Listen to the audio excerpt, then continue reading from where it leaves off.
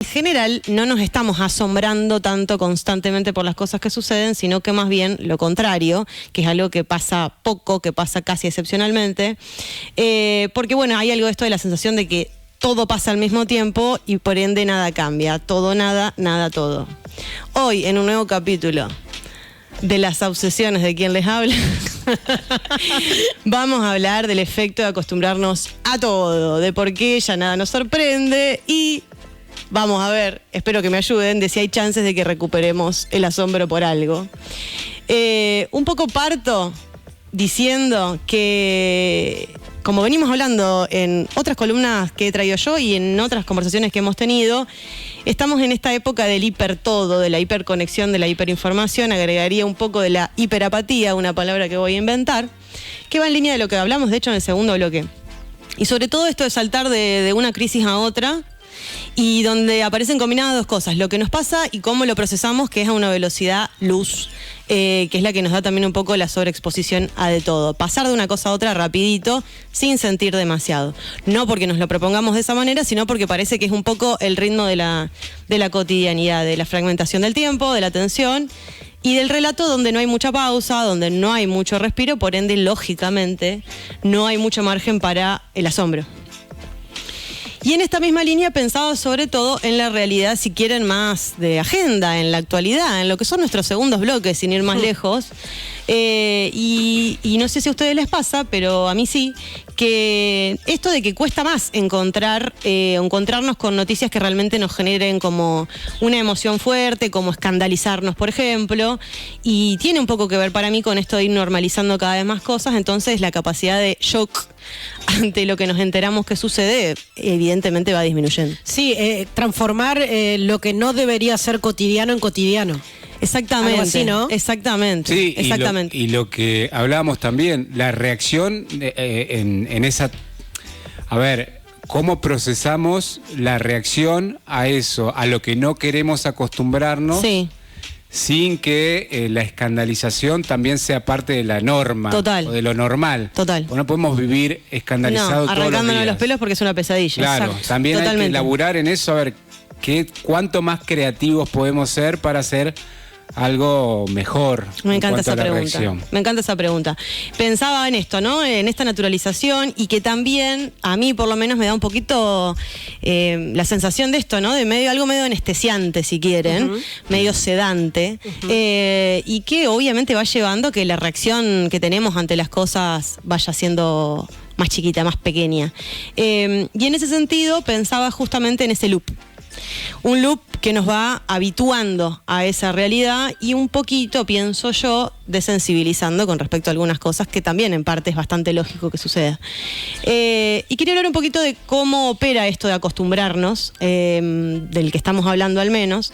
Y hay algo de esto de que la pérdida de sensibilidad se da también a fuerza de repetición. Y me encontré con un par de estudios que me parecieron bastante interesantes, si bien son cosas muy distintas entre sí, que tiene que ver con los videojuegos. Por ejemplo, en un estudio dividieron a los participantes y les pidieron que jugaran un videojuego durante 20 minutos. Algunos eran violentos, otros no. Luego les pasaron videos de violencia real, como personas siendo golpeadas o apuñaladas, mientras les medían las reacciones físicas que iban teniendo, como latidos del corazón, transpiración y demás.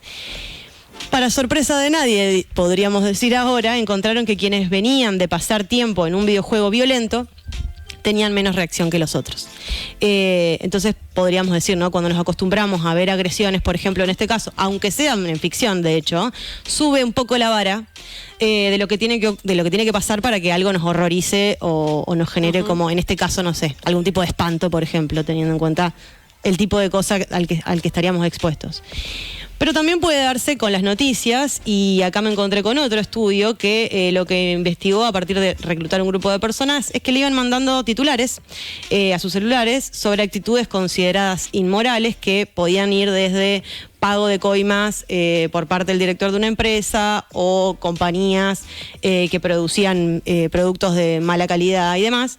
Y en algunos casos les mandaban un solo titular sobre el tema y en otros mandaban varias veces a lo largo de los días. Les preguntaban cuán poco ético les parecía el hecho y cuánto los enojaba. Así terminaba el estudio. Lo que encontraron es que cuando la noticia se iba repitiendo, las personas se enojaban menos y les parecía menos grave lo que habían hecho. Se iban un poco acostumbrando a la idea, ya no choqueaba tanto. Me pareció bastante clave esto de la repetición, aunque sea algo en serie completamente igual o algo que no es exactamente igual, pero que tiene mucho en común. Funciona como repetición igual. Si tienen ganas, vayan haciendo el ejercicio de cosas que se les vaya ocurriendo, de cosas de las que hablamos cotidianamente, de hecho. Entonces, hay algo del acostumbramiento en donde es lógico que vayamos adaptando esas reacciones a lo que va pasando, por un poco esto de que si algo que nos parece fuera de lo común se vuelve común, no vamos a estar saltando cada vez como si fuera la primera, y porque sería emocionalmente agotador, como un poco decíamos antes, estar indignándonos cada 5 minutos por cosas que vemos constantemente. Y lo otro que aparece obviamente es que está influenciado por nuestros propios sesgos, porque obviamente que somos más tolerantes, o por lo menos es bastante probable que seamos más tolerantes cuando esas malas conductas vienen de personas o de grupos con los que compartimos más o con los que nos sentimos identificados, etc. Piensen en cualquier semana de este país, sin ir más lejos, y digo semana por no decir día, en donde tenemos este bombardeo. Vamos con día, donde tenemos este bombardeo medio anestesiante, como decía, entre lo trágico, lo insólito y lo grotesco conviviendo en un solo acto. Y ahí, bueno, pensemos, policía cagando a palo viejos, el presidente diciendo cosas como mogólico, les dejamos el culo como un mandril, puteadas, casi piñas en la Cámara de Diputados, callate la boca, vos gato, canales de streaming reproduciendo cosas como pedófilo, operador comunista, SIDA para vos, refiriéndose a un diputado de la Nación, pediatras que salvan pibes todos los días siendo atacados por un gobierno nacional, solo por decir algunas cosas. Eso entra en una serie que a mí por lo menos se me presenta en la cabeza como una masa en la que todo es un poco lo mismo. Muy cada tanto, yo me acordaba de hecho de una escena que vivimos acá, cuando tuvimos la conversación telefónica con una trabajadora del Hospital Garrahan, que ella se emocionó, de alguna forma se quebró un poco al aire conversando con nosotros, y para mí fue como un momento de decir, viste, como venimos hablando todos los días de esto, esta desensibilización obviamente que no es voluntaria, es algo que pasa, como decíamos, para un poco soportar también, y por ahí cada tanto pasa alguna cosita que nos saca un toque de ese lugar tan aplastante y tan imposibilitador del acostumbramiento. Vamos a escuchar un audio que traje de Alexandra Cohen, que es psicoanalista, escritora, docente. Escuchémosla. Yo entiendo que el clip sea un punto, digamos, para enganchar a la audiencia, pero casi que todo se convirtió a clip. Entonces nosotros acá nos vamos a tomar 45 minutos, una hora, lo que sea, y después va a haber un clip, y la gente con el clip después se va a tomar el trabajo de escuchar toda la entrevista. A mí, esa manera, digamos, de relacionarse con esta fragmentación, esos videitos, ¿no? Porque sí, el videíto, no, escuché a tal en un videíto decir tal cosa, me parece bastante representativo de esta época, que es cierta pasividad en las personas que quieren, no sé, que quieren enterarse de algo, saber algo, que es casi una especie de consumo de ese videíto sin poner de sí nada, ¿no? Es como, no sé, para leer un texto uno tiene que poner de sí, ¿no? Para ver una entrevista larga uno tiene que poner de sí, tiene que entrar en una temporalidad distinta, la temporalidad del texto, la temporalidad de la conversación, suspender un poco, ¿no?, el mundo. El videíto es este y este y este, además viste que te pasan y te pasan y te pasan. Es una especie de consumo, la gente dándose atracones de videitos, y del otro lado los videitos vomitando, ¿no?, todo el tiempo cosas. Bueno, más allá de que está haciendo referencia puntualmente a la lógica del clip de las redes sociales, pero que es bastante gráfica, la verdad, de lo que estamos hablando, creo yo, me pareció interesante de lo que dice Alexandra Cohen acá, sobre todo esto de el poner de sí, de estas cosas que en realidad en general en la cotidianidad, más esto expuestos a este consumo muy pasivo en general, de la velocidad y esta lógica del atracón, como dice ella, no hace que pongamos mucho de nosotros en esa interacción, podríamos decir. Y cuando aparece algo de poner de sí, es cuando aparece en general otra cosa, que puede ser conmovernos por algo, que puede ser sorprendernos con algo, que puede ser encontrar algo maravilloso que en realidad estuvo siempre ahí, lo que fuera. En esta misma línea de algunos ejemplos, ¿no?, de cosas que el acostumbramiento va haciendo que los notemos menos o que los notemos de otra manera. manera. Puede pasar también con las coberturas de guerra, sin ir más lejos, que hay un momento inicial en donde es ese bombardeo de imágenes, donde está la cosa como del escándalo, pero que en realidad ya ni siquiera es tal, si se ponen a pensar, y a medida que van pasando los días, no los meses, 3, 4 días, ya esas coberturas bajan, ya eso pasa a estar muchísimo menos en la conversación pública, cultural en general. Y me encontré también con otro par de ejemplos que me parecieron interesantes, por ejemplo, en relación al COVID, cómo la gente expresó más ansiedad sobre el COVID cuando la tasa mortal era baja que cuando se disparó a los cientos de miles, lo cual es loquísimo. ¿Te está por dar algo? Porque estás como con el ceño muy fruncido. No, te estoy diciendo. Igual, pero en ese ejemplo es lógico también, porque la tasa cuando era baja, uno es más tolerable porque recién empezaba la cosa. Cuando eran miles... Al revés. Pero había más ansiedad cuando la tasa era baja que cuando era alta. Al revés. Ah, mirá. Más muertos, menos ansiedad. Pero porque lo naturalizás. Exacto. Justamente. Ahí va. Pasa a ser más bien regla, por decirlo de alguna manera. Algo diario. Algo diario. Una norma. Disculpame. Te disculpo. Te voy a interrumpir un momentito, ¿eh? Ay, qué de salón que te salió. No sé qué fue eso, perdón. Yo te voy a tener que disculpar porque si me lo decís perdón. Medio linkeando un poco lo que decía Alejandra Cohen, que para mí hay como un efecto secundario que es recontra importante y para tenerlo en vista de esto de acostumbrarse a la catástrofe y a los niveles de violencia y de cosas negativas cada vez más altas que hacen que eso sea más bajo, que paralelamente eso te hace perder la sorpresa, pero más relacionada a la ternura, al conmoverse por los buenos momentos, digamos. Totalmente. Y como que siento que poniéndole un poco más de importancia a resaltar esos momentos, para mí la palabra es ternura, a esos momentos que te genera esa conmoción de que te mueve adentro, creo que el valor habría que ponerlo ahí un poco para que las otras cosas que dejaron de ser catastróficas, agregarle ternura, como esto que pasó en la llamada que vos decías de la médica del Garrahan. Fíjate que ella se conmueve y ahí lo catastrófico toma más valor de lo que estaba sucediendo. Totalmente, que obviamente para cada cual... No sé si se entendió, pero fue... Sí, perfectamente. Para cada cual ese punto estará en distintos lugares tal vez, digamos. Claro, ¿Y cuáles son esos puntos que tocan fibras que por ahí conmueven algo, digamos? Sea para cual lado sea para la alegría, sea para el lado que sea.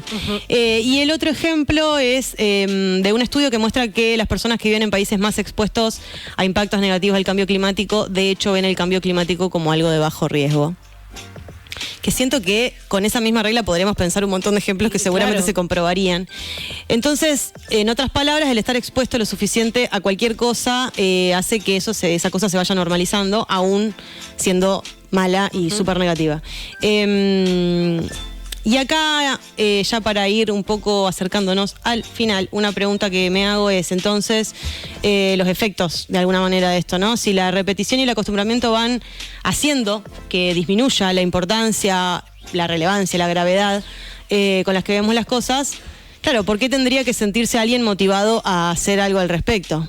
Que es el gran tema, ¿no? Para mí, como medio de la costumbre como derrota, si quieren, si me permiten. Tal cual. Nos deja de impresionar, entonces empezamos a sentir que eso que pasa es inevitable, que nos supera por completo, por lo tanto, aplasta.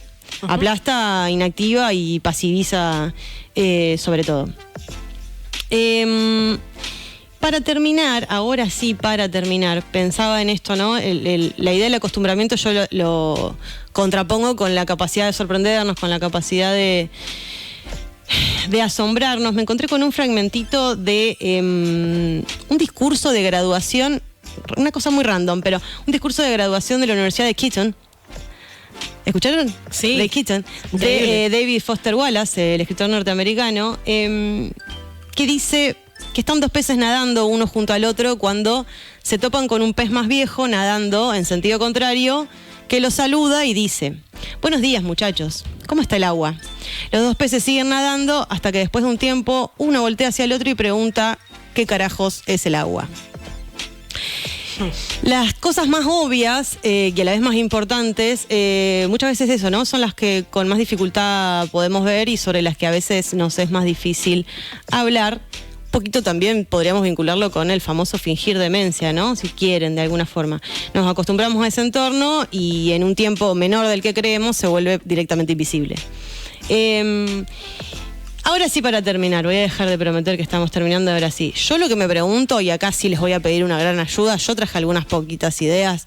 A mí me gusta terminar las columnas no tan angustiosamente y decir, bueno, a ver qué carajo hacemos ahora cuando conversamos de estas cosas. Y la pregunta que me hago es si es posible romper con algo de esa inercia, de ver de nuevo el agua que nos está rodeando. Sí.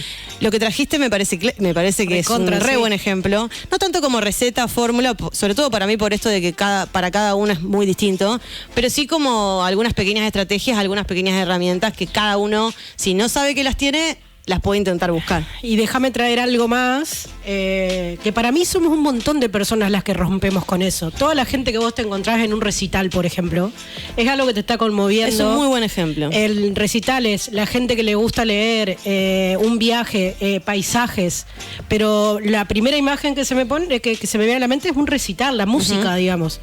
Somos una banda de gente que nos seguimos conmoviendo con lo simple, me parece. Sí, quizás el ejercicio debería ser no olvidarnos tanto de eso y tenerlo un poquito más presente y más en agenda. Sí. Pero yo creo que somos un montón los que todavía nos conmovemos. Lo de agendar, pasarla bien, claro. Siempre vuelve. Sí, yo pensaba en esa clave, en gestos más bien mínimos, para romper un poquito el piloto automático. Obviamente que las propuestas más obvias de especialistas, si quieren lo que sea, tienen que ver con evitar la sobreexposición a ciertas cosas, limitar la hiperestimulación permanente de data, de noticia, etcétera, que ni hablar, y no me parece mal. Dejar más las pantallas y usar más el arte, me parece. A mí esas sugerencias siempre me dejan sabor a poco, las entiendo y las comparto, pero siempre me dejan sabor a poco, entonces por eso trataba de pensar alguna cosa más. Pensaba, por ejemplo, en lo compartido como interrupción a esa vorágine que a veces es, en el caso nuestro lo hacemos todos los días acá porque tenemos esta suerte, por ejemplo, pero muchas veces registramos individualmente solos cosas y seguimos y a veces el compartirlo con otro, ni hablar si es un otro que no está tan cerca de nuestros círculos habituales, ni hablar. Pero eso de poner en común algunas cosas para mí a veces rompe un poco esa dinámica del piloto automático. El humor, si me permiten, aunque sea desde el espanto o atravesando un poco el espanto. Sobre todo desde el espanto, me parece. Sobre todo desde el espanto. No lo borra, pero hace otra cosita con eso por lo menos. Y pensaba en algo también del escuchar, del apreciar, del compartir sin el multitasking tan... cosa que a mí, por ejemplo, me cuesta muchísimo. Y qué sé yo, acá obviamente que puede ser respirar mirando el río, pero también puede ser dedicarnos a una cosa por vez cuando podemos, porque a veces no se puede. Pero por lo menos intentarlo. Sí, Lucho, ¿alguna cosita que se te ocurra? No, ¿alguna herramienta para compartir con la audiencia? Muchas. Es todo un desafío. Sí. Es todo un desafío, porque a veces uno hace lo que puede y no lo que le gustaría o lo que quiere. También. Y la negociación está permanentemente. Yo me pienso a mí en la vida diaria, está bien, son varios proyectos que están en marcha, trato de ponerle mucho a cada uno de esos proyectos. A veces me alcanza, a veces no, pero necesitaría un día de 40 horas como para ponerle la energía que quiero y no ir atrás de la zanahoria. Yo, si es un consejo, y me lo digo a mí y se lo digo a ustedes también, es estar dispuesto, como estoy hace un buen tiempo, a que hay un montón de cosas que no sé, que no conozco y que no me interesa. No me interesa saber. No me interesa saber los nombres de todos los artistas nuevitos que salen. No me interesa saber los nombres de actores, películas, series que están de moda. No me interesa saber... muchas veces el día a día te propone un montón de cosas que supuestamente tenés que saber y no tenés que saber nada. No tenés que saber nada. Podés elegir. Es la realidad. Podés elegir. ¿Qué tenés ganas de saber? Claro, poder elegir, digamos, quiero saber 2, no quiero saber los 10. Quiero saber 1, no quiero saber los 20. Me gusta lo de 1 y no los 20. Sirve para casi todo. Sí. Sirve para casi todo. Bueno, chiquis, hasta acá hemos llegado. Soy tu fan, ¿eh? No tengo nada más para aportar como fórmula, como les dije. Una cosita más, Tati me va a odiar. Quería contar esto rápidamente, como una de las cosas que se me pasaron por la cabeza cuando armaba la columna, en el 2008, me acordé mucho de vos a tus 15 con lo de porque nos ponemos todos de acuerdo. No empecemos por en el 2008, Paola. mi primer año en la ciudad de La Plata, igual no estaba tan inocente en mis revelaciones, ya estaba un poquito más crecida, pero hicieron una gran intervención, un gran mural en la vieja Facultad de Humanidades de la ciudad de La Plata, en donde hay una gigantografía de Jorge Julio López, 2 veces desaparecido, uno en dictadura, otro en democracia, y la frase que acompaña ese mural, que sigue hasta el día de hoy, se van renovando el número de años que sigue desaparecido, es: ¿a qué te podés acostumbrar en el medio del centro platense? Eso me interpeló muchísimo siempre, se los dejo.